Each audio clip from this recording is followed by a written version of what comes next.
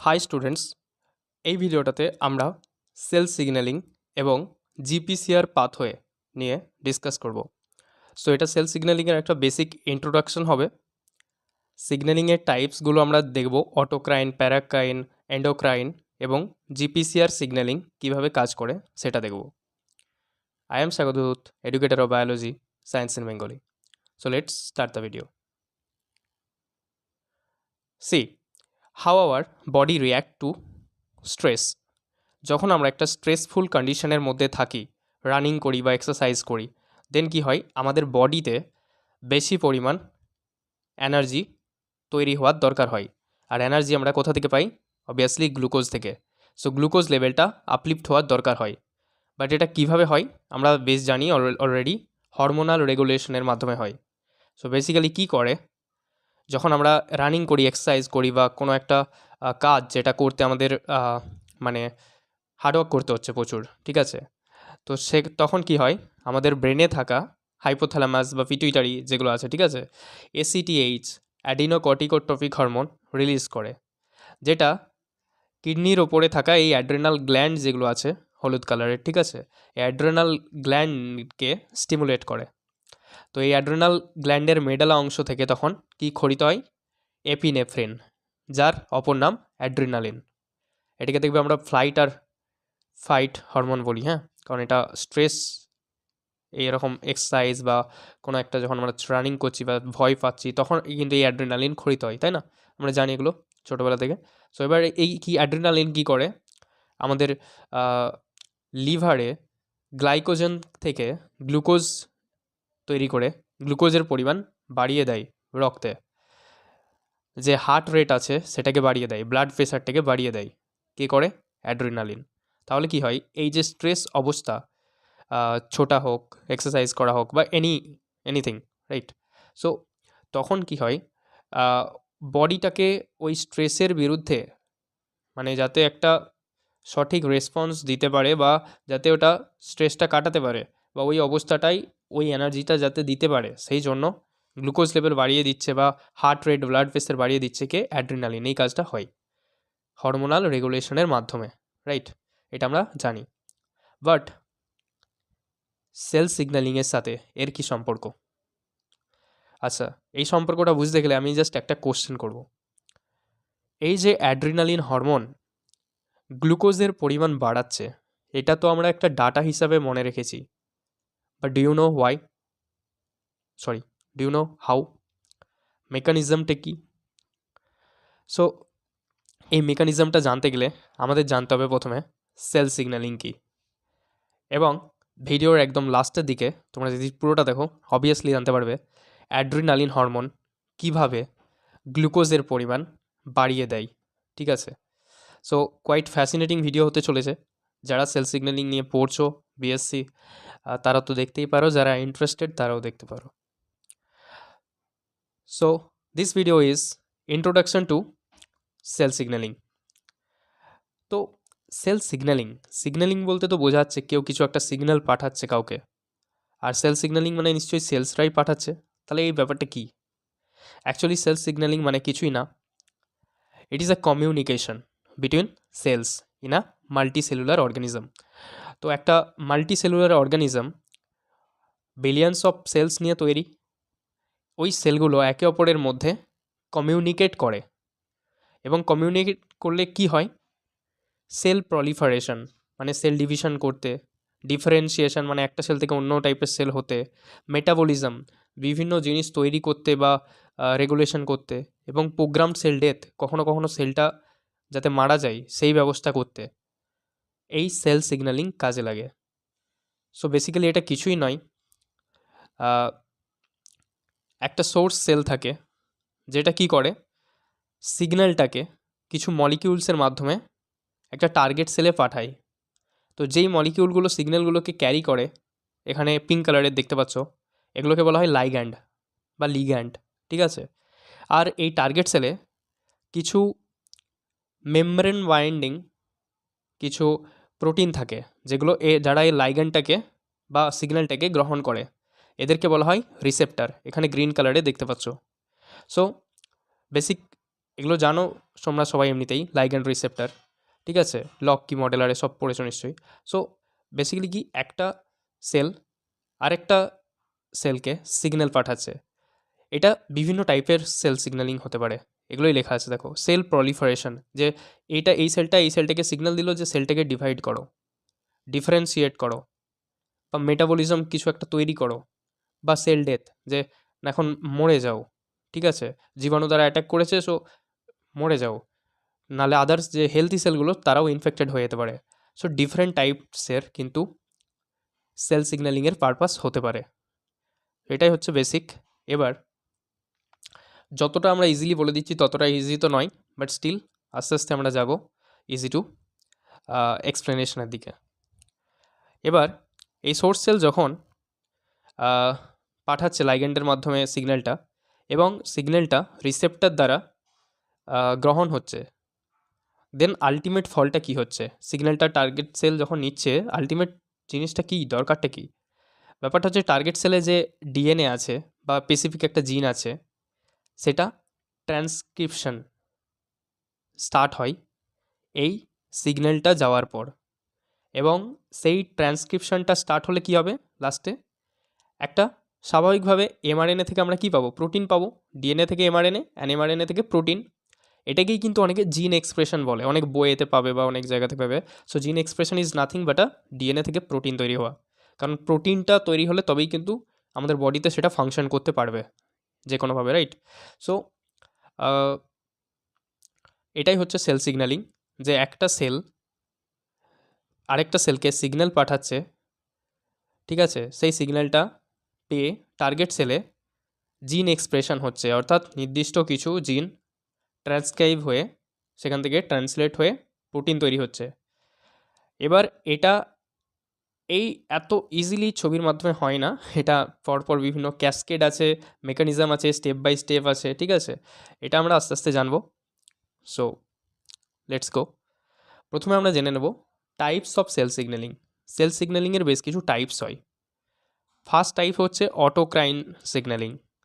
অটোক্রাইন signalling বলতে কি বোঝায়?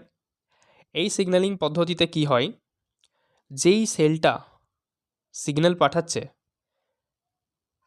সেই সিগন্যালটা সেই সেলেই যে সেই সেলকে স্টিমুলেট করছে, ঠিক আছে। এটা বেসিক্যালি ইমিউন সেলসের ক্ষেত্রে হয়ে থাকে এই অটোক্রাইন সিগন্যালিংটা। একটা ইমিউন সেলই হয়তো একটা লিগ্যান্ড পাঠাচ্ছে, সেটা যে ওই সেলটাকেই রিসেপ্টরে, ওর রিসেপ্টর বাইরের দিকে আছে তো ওকেই যে অ্যাক্টিভেট করছে, ঠিক আছে। এটা ইনফেকশনের সময় মেনলি হয়ে থাকে। আরেকটা হচ্ছে প্যারাক্রাইন সিগন্যালিং। প্যারাক্রাইন সিগন্যালিং মানে নিয়ার বাই সেল, একটা সেল তার থেকে সামান্য একটু দূরে আরেকটা সেল আছে, তো লাইগ্যান্ডের মাধ্যমে সিগন্যালটা বয়ে নিয়ে যাচ্ছে, সেটা অন্য সেলটা গ্রহণ করছে। এখানেও আছে প্যারাক্রাইন সিগন্যালিংয়ের ছবি, সেম জিনিস, একটা সেল আর একটা নিয়ার বাই সেলকে সিগন্যাল পাঠাচ্ছে। এবার একটা জিনিস আছে এন্ডোক্রাইন।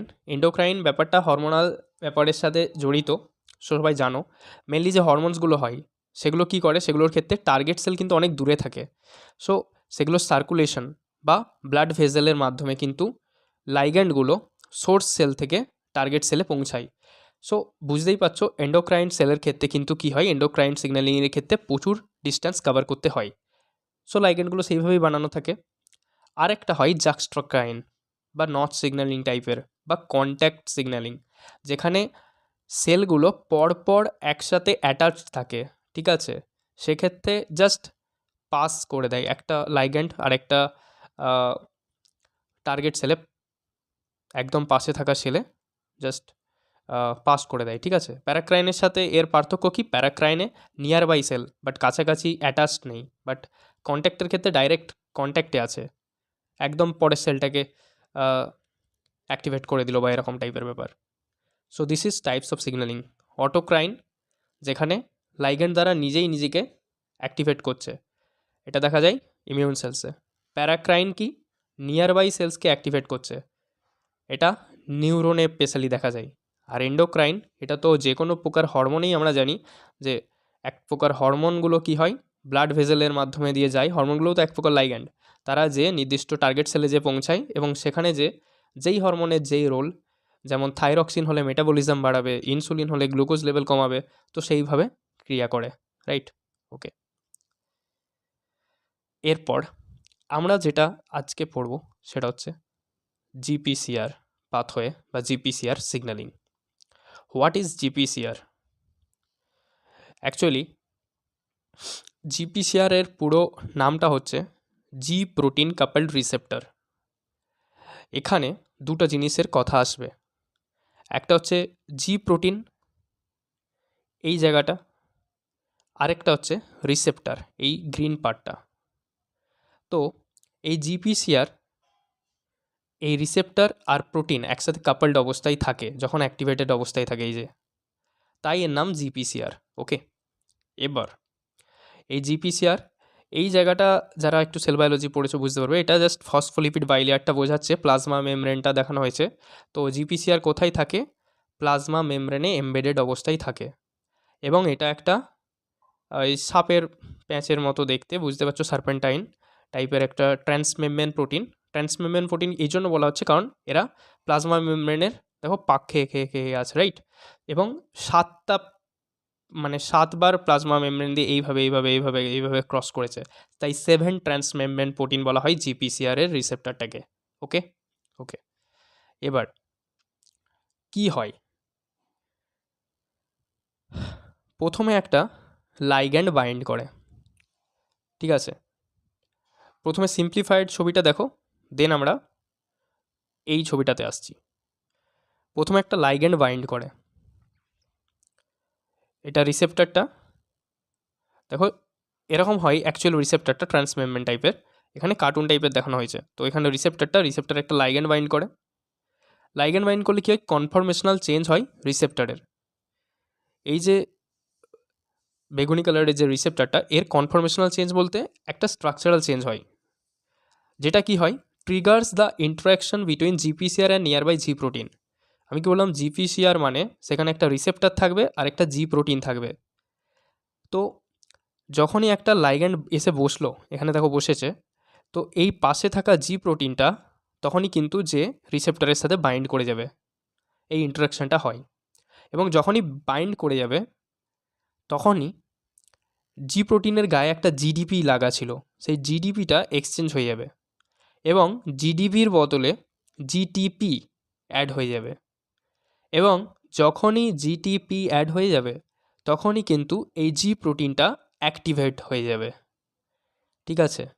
এই যে activation of G protein by exchange of GDP for GTP, যদি এই ছবিটার মাধ্যমে বোঝাই সেক্ষেত্রে বলতে গেলে দেখো, জি প্রোটিন একটা হেটেরোট্রাইমেরিক প্রোটিন, মানে এখানে 3টে সাবইউনিট আছে, আলফা, বিটা অ্যান্ড গামা। এবং এখানে এই ছবিটাতে এই তো দেখানো আছে, এদের সাথে জিডিপি যুক্ত থাকে, GDP guanosine diphosphate.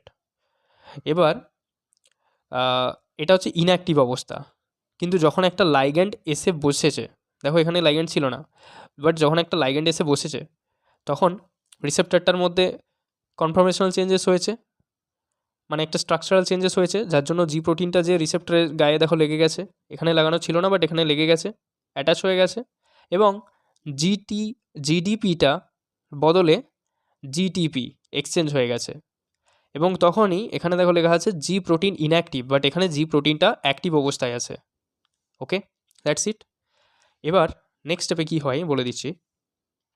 Then the alpha subunit dissociates from beta gamma complex and activates effector, which is adenyl cyclase. So আমি কি বললাম, 3টে সাবইউনিট নিয়ে তৈরি হয় এই জি প্রোটিনটা, আলফা, বিটা অ্যান্ড গামা। তো যখন ইনঅ্যাক্টিভ অবস্থায় আছে জিটিপির সাথে তখন কিন্তু এরা একসাথে আছে, কিন্তু যখনই লাইগ্যান্ড এসে বাইন্ড করার পর এরা রিসেপ্টরের সাথে বাইন্ড করছে এবং জিডিপির বদলে জিটিপি চেঞ্জ হয়ে যাচ্ছে, তখন এরা অ্যাক্টিভ হয়ে যাচ্ছে। এবং সঙ্গে সঙ্গে কি হয়, এই আলফা সাবইউনিটটা এই বিটা গামাকে ছেড়ে দেয়, দিস ইজ কল্ড ডিসোসিয়েশন, আলাদা হয়ে যাওয়া। এবং তখন এটা কোথায় যায়, অ্যাডিনাইল সাইক্লেজ, যেটা এফেক্টার মলিকিউল জিপিসিআর এর ক্ষেত্রে। এফেক্টার বলতে কি বোঝায়? এই যে হরমোনটা বা লাইগেন্ডটা এসে রিসেপ্টরে বসলো, এটাকে বলা হয় প্রাইমারি মেসেঞ্জার। প্রাইমারি মেসেঞ্জার কি? প্রাইমারি মেসেঞ্জার হচ্ছে অন্য একটা সেল থেকে যেই মলিকিউলটা টার্গেট সেলে সিগন্যালটা ক্যারি করে নিয়ে আসছে, এরা হচ্ছে প্রাইমারি মেসেঞ্জার। তো এই হরমোনটা হচ্ছে প্রাইমারি মেসেঞ্জার। এবার এ কি করলো, একটা মলিকিউলকে অ্যাক্টিভেট করবে, যেটা পরবর্তী সেকেন্ডারি মেসেঞ্জার বা অন্য মলিকিউলগুলোকে অ্যাক্টিভেট করবে বা তৈরি করবে। ঠিক আছে? তো এই কাজটাই হচ্ছে। কিভাবে হচ্ছে? এই যে আলাদা হয়ে গেল আলফা সাবইউনিটটা জি প্রোটিন থেকে, সেটা যে এই এফেক্টারের গায়ে যে বসে পড়ে। জিপিসিআরের ক্ষেত্রে এটা অ্যাডিনাইল সাইক্লেজ হয়ে থাকে। ঠিক আছে? এবার এফেক্টার নর্মালি ইনঅ্যাক্টিভ অবস্থায় থাকে, বাট আলফা সাবইউনিটটা যেটা জিটিপির সাথে যুক্ত, সেটা যখনই বসে পড়ে তখন অ্যাডিনাইল সাইক্লেজ অ্যাক্টিভেট হয়ে যায়। এবং অ্যাডিনাইল সাইক্লেজ যখনই অ্যাক্টিভেট হয়ে যায়, তখন কোষের মধ্যে থাকা এটিপি যেটা আছে, সেই এটিপিটাকে সিএএমপিতে এটা কনভার্ট করে দেয়। এটিপি মানে কি? Adenosine triphosphate. আর সিএএমপি কি? Cyclic adenosine monophosphate. সাইক্লিকটা ছেড়ে দাও, অ্যাডিনোসিন ট্রাইফসফেট থেকে অ্যাডিনোসিন মনোফসফেট, ট্রাই থেকে মনো মানে 3টে থেকে একটা ফসফেট, তার মানে 2টো ফসফেট গ্রুপ বার করে দেয় এই অ্যাডিনাইল সাইক্লেজ। এটা একটা এনজাইম বা এফেক্টার মলিকিউল, এটাও কিন্তু এক প্রকার ট্রান্সমেমব্রেন প্রোটিন। এটাও কিন্তু জিপিসিআর রিসেপ্টরটার মতো এই ফসফোলিপিড বাইলেয়ারে এমবেডেড থাকে প্লাজমা মেমব্রেনে। ঠিক আছে? এটা বেসিক্যালি কী কাজ করে? যখন এটা অ্যাক্টিভেট হয়ে যায় আলফা সাবইউনিট দ্বারা, এটিপিটাকে সিএএমপিতে কনভার্ট করে দেয়। এরপর নেক্সট স্টেপে কী হয়? এটিপি থেকে সিএএমপি কনভার্ট হওয়ার পর সিএএমপি কী করে? এটা এক প্রকার সেকেন্ডারি মেসেঞ্জার। কেন সেকেন্ডারি মেসেঞ্জার বলা হয়? কারণ প্রাইমারি মেসেঞ্জার হরমোন দ্বারা যে সিগন্যালটা ক্যারি হয়েছে সেটা এফেক্টারের মাধ্যমে এখন ক্যাম্প বয়ে নিয়ে যাবে ডাউন স্ট্রিমে, মানে এর পরবর্তী যে স্টেপগুলোতে। ঠিক আছে? তাই এটা সেকেন্ডারি মেসেঞ্জার। এবার এই ক্যাম্প কি করে? সিএমপি পিকেএ বলে এক প্রকার এনজাইম থাকে প্রোটিন কাইনেজে সাইটোপ্লাজমের মধ্যে, যেটা ইউজুয়ালি ইনঅ্যাক্টিভ অবস্থায় থাকে। এবার ইনঅ্যাক্টিভ অবস্থায় কেন থাকে? কারণ এই পিকেএ এনজাইমের 2টো সাবইউনিট থাকে। একটা হচ্ছে ক্যাটালাইটিক সাবইউনিট, যেটা ব্লু কালার দ্বারা দেখানো হয়েছে, এবং আরগুলো অ্যাকচুয়ালি রেগুলেটরি সাবইউনিট, যেটা অ্যাকচুয়ালি ইনহিবিটরি সাবইউনিট হিসাবে কাজ করে। এই রেগুলেটরি সাবইউনিট যতক্ষণ ক্যাটালাইটিক সাবইউনিটের সাথে যুক্ত থাকে ততক্ষণ কিন্তু পিকেএ ইনঅ্যাক্টিভ অবস্থায় থাকে। ক্যাম্পের কাজ কি?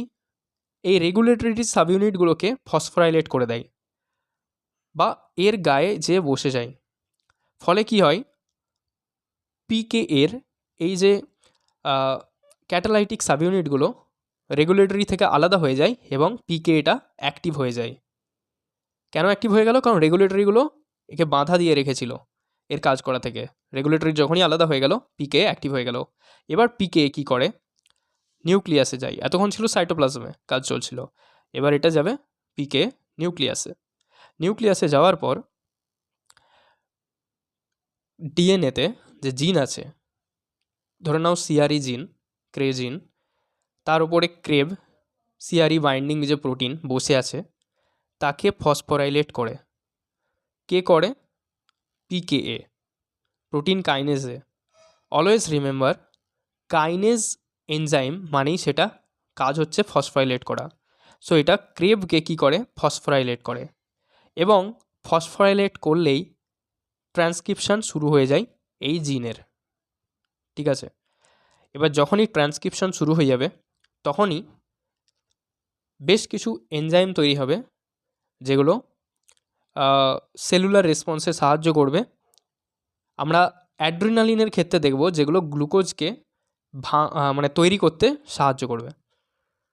তো আমরা যদি একবার টোটাল জিসটা দেখে নিই, পুরো স্টেপটা, ঠিক আছে, সেক্ষেত্রে স্টেপ 1-এ কী হচ্ছে?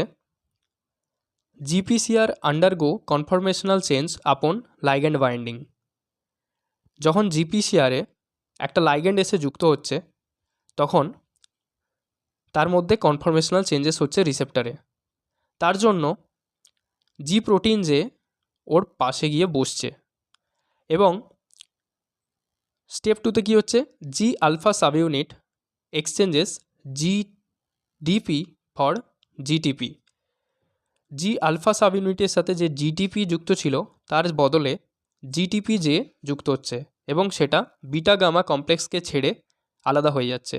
এই যে আলাদা হয়ে গেছে এবং এটা আলাদা হয়ে অ্যাডিনাইল সাইক্লেজ, যেটা জিপিসিআরের ক্ষেত্রে এফেক্টার মলিকিউল, তাকে যে এক প্রকার উৎসেচক, এটা একে অ্যাক্টিভেট করছে।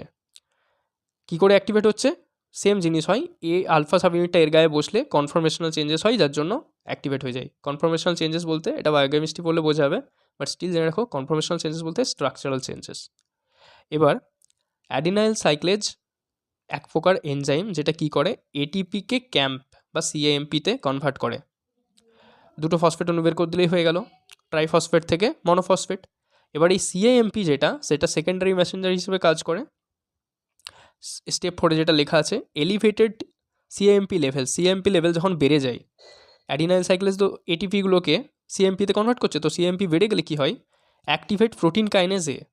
প্রোটিন কাইনেজ এ বলে যে এনজাইম, সেটাকে অ্যাক্টিভেট করছে। আমি বলেই দিয়েছি কীভাবে, রেগুলেটরি সাবইউনিটগুলো আলাদা হয়ে যায়।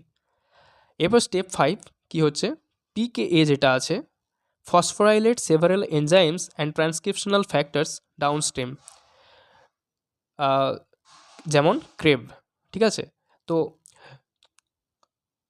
নিউক্লিয়াসে ভেতর যে ক্রেব বা সিআরইভি বা আলাদা যে প্রোটিনসগুলো আছে, পিকেএ বললাম কাইনেজ, তোর কাজই হচ্ছে ফসফোরাইলেট করা। ও ফসফোরাইলেট করবে এবং এই জিনটা থেকে যাতে এমআরএনএ বা প্রোটিন তৈরি হতে পারে সেই ব্যবস্থাটা করে দেয়। সো দিস ইজ বেসিক্যালি জিপিসিআর, আর এটাই জিপিসিআরের সিগন্যালিং পাথওয়ে। যদি এনি প্রবলেম হয় আরেকবার দেখবে পরে, অতটাও কঠিন না। আচ্ছা, এবার সবসময় জিপিসিআরটা অ্যাক্টিভ থাকলে তো হবে না, যে কোনো জিনিস শুরু হওয়ার যেমন মেকানিজম থাকতে হবে, ইনঅ্যাক্টিভেশনের মেকানিজম থাকতে হবে, রাইট? তো কী করে ইনঅ্যাক্টিভেশন হয়? দেখো, যখন লাইগ্যান্ড এসে বসে আছে, আলফা বিটা গামা সাবইউনিট যেটা জি প্রোটিন বলছি, রিসেপ্টরের সাথে বাইন্ড করছে বা পরবর্তী কেসগুলো হচ্ছে, কিন্তু যাতে এটা বন্ধ হয় ইনঅ্যাক্টিভেশন, যখন আর দরকার লাগছে না তখন বন্ধ হতে হবে। তো কী করে হয়, জিআরকে বলে একটা এনজাইম আছে। এই জিআরকে বলতে জি প্রোটিন কাপল রিসেপ্টর বা জিপিসিআর কাইনেজ, এটা যে বসে পড়ে রিসেপ্টরের গায়ে যখন ইনঅ্যাক্টিভ করার দরকার হয় জিপিসিআরকে। জিআরকে কাইনেজ এক প্রকার, কাইনেজ মানে কি করবে, সেটা রিসেপ্টরের গায়ে ফসফোরাইলেশন করবে। এবার ফসফোরাইলেশন করলে বিটা অ্যারিস্টিন বলে এক প্রকার অণু সাইটোপ্লাজমে থাকে, সেটা এসে এর গায়ে বসে পড়ে রিসেপ্টরের গায়ে। এবার যখন বিটা অ্যারিস্টিন বসে আছে তখন কি হয়, এটা এই যে এটা ইনহিবিশনের দাগ, জি প্রোটিন যেগুলো থাকে সেগুলো কিন্তু আর যে রিসেপ্টরের গায়ে বসতে পারে না, কারণ অলরেডি বিটা অ্যারিস্টিন রিসেপ্টরের গায়ে বসে আছে। একজনের ওপর নিশ্চয়ই দুজন বসতে পারবে না, ব্লক হয়ে গেছে জায়গাটা, রাইট? এটা হচ্ছে ব্যাপার। এবার এই বিটা অ্যারিস্টিন যখন ইয়ের সাথে যুক্ত থাকে তোমার রিসেপ্টরের সাথে জিপিসিআরের, এরপর কি হয়, ক্ল্যাথরিন আর এপি2 বলে কিছু প্রোটিন থাকে। এই ক্ল্যাথরিন আর এপি2 যে প্রোটিনগুলো আছে, এইগুলো কি করে, টোটালি যে ইয়া আছে মেমব্রেনটাকে ইন্টারলাইজ করতে সাহায্য করে। বলতে এই ছবিটা দেখলে বুঝতে পারবে। এটা যেটা মেমব্রেন আছে, এই মেমব্রেনটা এরকম একটা কার্ভেচার সৃষ্টি হয় এবং টোটালি বলতে গেলে এন্ডোসাইটোসিস হয়, যেটাকে ইন্টারলাইজেশন বলা হচ্ছে, যেখানে এই ক্ল্যাথরিন আর এপি2টাকে তোমরা এরকম দেখতে পাবে। ঠিক আছে, এটাকে মানে মেমব্রেনটাকে টান করতে, পুল করতে সাহায্য করছে এবং পুল করার পর এই জায়গাটা দেখো, দুটো জায়গাটা এই জায়গাটা আটকে দিচ্ছে, ফলে নিচে দিয়ে এটা একটা ভেসিকেল টাইপের বেরিয়ে যাচ্ছে ভেতরের দিকে। ঠিক আছে, তো এভাবেই কিন্তু যেটা আছে জিপিসিআরটা বিটা অ্যারিস্টিনের সাথে বাইন্ড, AP2 আর ক্ল্যাথরিন এটাকে টানে মেমব্রেনটাকে, তো এইভাবে কিন্তু এন্ডোসাইটোসিস হয়ে এটা ঢুকে যায়, ঠিক আছে। এরপর দুটো জিনিস হতে পারে, দুটো তিনটে জিনিস হতে পারে। এক নাম্বার, এই জিপিসিআরটা ডিগ্রেডেশন হয়ে যেতে পারে লাইসোজোমে, যে যদি আপাতত দরকার না লাগে। আরেক হতে পারে এটা রিসাইকেল হয়ে আবার মেমব্রেনে যেয়ে বসে যেতে পারে, ঠিক আছে, বিটা অ্যারিস্টিনারে ছেড়ে দিয়ে, যদি আবার পরবর্তীকালে সিগন্যালিংয়ের জন্য লাগে সেক্ষেত্রে। আরেকটা হয় বিটা অ্যারিস্টিনের নিজস্ব কিছু সিগন্যালিং পাথওয়ে আছে, জিপিসিআর নয় অন্য কিছু পাথওয়ে, সেগুলো স্টার্ট হয়ে যেতে পারে। That's it. ওকে, আরেকবার বলে দিই জিপিসিআর ইনঅ্যাক্টিভ কীভাবে হয়। যখন জিপিসিআর ইনঅ্যাক্টিভ হওয়ার দরকার হয় তখন এটা বুঝবে কীভাবে কখন জিপিসিআর ইনঅ্যাক্টিভ হওয়ার দরকার আছে, যখন সাফিসিয়েন্ট পরিমাণে জিপিসিআরের মাধ্যমে যেই জিনিসগুলো তৈরি হয় সেগুলো তো প্রচুর তৈরি হয়ে গেছে, এবার তো বন্ধ করতে হবে, ঠিক আছে। তো তখন কি হয়, জিআরকে গিয়ে রিসেপ্টরের গায়ে বসে পড়ে। জিআরকে এক প্রকার কাইনেজ এনজাইম, যেটা রিসেপ্টরের গায়ে ফসফোরাইলেশন করে, সেখানে বিটা অ্যারিস্টিন যে বসে যায়, বিটা অ্যারিস্টিন এর সাথে AP2 এবং ক্ল্যাথরিন কিছু প্রোটিন যায় এবং এই মেমব্রেনের গায়ে যুক্ত হয়ে যায়। তারা মেমব্রেনটাকে ইন্টারলাইজ করতে সাহায্য করে, অর্থাৎ এন্ডোসাইটোসিস ঘটাতে এবং নিচের দিকে টানতে।